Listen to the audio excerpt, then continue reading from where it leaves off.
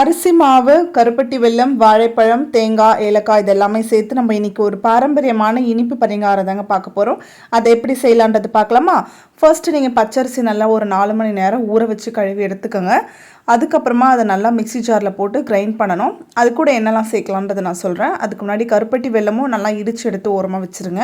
அது கொஞ்சம் தண்ணி விட்டு நல்லா அதை வெல்லம் பாகு கரைச்சி அதை ரெடியாக பண்ணி வச்சுருங்க. நம்ம மிக்ஸி ஜாரில் நம்ம அரிசி போடும்போது கொஞ்சம் தேங்காய் நல்லா பல்லாக நல்லா கட் பண்ணி தேங்காவை போட்டுட்டு இந்த தண்ணி ஊற்றுறதுக்கு பதில் நம்ம இந்த கருப்பட்டி வெல்லம் பாகு எடுத்து வச்சுருக்கோம் இல்லைங்களா, இதை எடுத்து நல்லா ஊற்றி நம்ம தண்ணி ஊற்றாமல் ஜஸ்ட் நம்ம பாகு மட்டுமே போட்டு நல்லா மிக்ஸர் ஜாரில் நல்லா கிரைண்ட் பண்ணி எடுத்துக்க போகிறோம். அதை நல்லா ஒரு 80% ஒரு 85% நல்லா கிரைண்ட் பண்ணிவிடுங்க. அடுத்தது ஆஃப் பண்ணிவிட்டு எடுத்துகிட்டு வாழைப்பழம், உங்கள்கிட்ட என்ன வாழைப்பழம் இருக்கோ அதை நீங்கள் சேர்த்துக்கலாம். அதையும் சேர்த்து நல்லா கிரைண்ட் பண்ணிவிடுங்க. போட்டுட்டு நல்லா சாஃப்டாக நம்மளுக்கு வந்துடும். ரொம்ப தண்ணி ஊற்றக்கூடாது, இந்த மாதிரி பதத்தில் இருக்கணும். அதை ரெடி பண்ணிவிட்டு ஒரு ஓரமாக வச்சுருங்க. அடுத்தது ஒரு கடாய் வச்சு நல்லா நெய்யை நல்லா தளர விடுங்க. விட்டு நல்லா தேங்காயை நல்லா பல்லாக கட் பண்ணிவிட்டு அதை நல்லா நெய்யில் ஃபுல்லாக ஃப்ரை பண்ணிவிடுங்க. நல்லா அந்த கோல்டன் ப்ரௌனில் வரணுங்க. நல்லா பாருங்கள், சூப்பர் ஃப்ளேவரபுளாக இருக்குது. அந்த கோல்டன் ப்ரௌனில் வந்ததுக்கப்புறம் இந்த மாவில் அதை போட்டு நல்லா கலந்து விட்டுருங்க.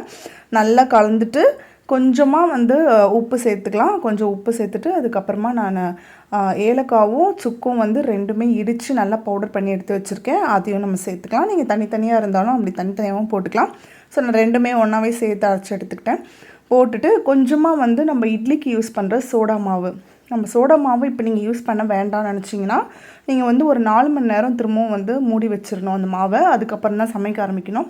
சோடா மாவு கொஞ்சம் நம்ம சேர்த்துக்கிட்டாக்கா ஒரு 45 to 50 மினிட்ஸில் நம்ம திரும்பவும் எடுத்து அதை சமைக்க ஆரம்பிச்சிடலாம். அதுக்குள்ளே அந்த பொங்கி வந்துடும், அந்த புளிப்புத்தன்மை வந்துடும் அதில். ஸோ அந்த மாதிரி ஒரு 45 to 50 மினிட்ஸ் நீங்கள் நல்லா ஊற வச்சு எடுத்து வச்சுருங்க.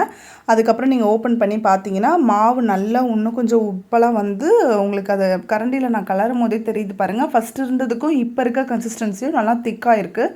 ஸோ இந்த ஸ்டேஜில் நம்ம என்ன பண்ணலாம், கொஞ்சமாக தண்ணி விட்டு நல்லா மிக்ஸ் பண்ணிக்கலாம்.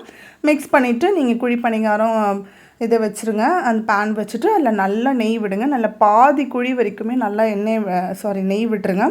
நெய் விட்டுட்டு நல்லா இந்த மாதிரி ஒவ்வொரு குழியிலையும் நம்ம மாவை ஊற்றி அதுக்கப்புறமா ஒரு 5 மினிட்ஸ் ஒரு 7 மினிட்ஸ் அப்படியே ஸ்லோலியே வச்சு இந்த பக்கம் திருப்பி ஒரு 7 மினிட்ஸ் அப்படி ஒரு 7 மினிட்ஸ் அப்படி வச்சு நல்லா திருப்பி எடுத்து சூடாக அந்த நெய்யோடு அந்த சைட்லலாம் வெந்து கிறிஸ்பியாக அந்த ஓரத்தில் நடுவில் சாஃப்டாக எடுத்து சாப்பிட்டு பாருங்கள், செம்மையாக இருக்கும்.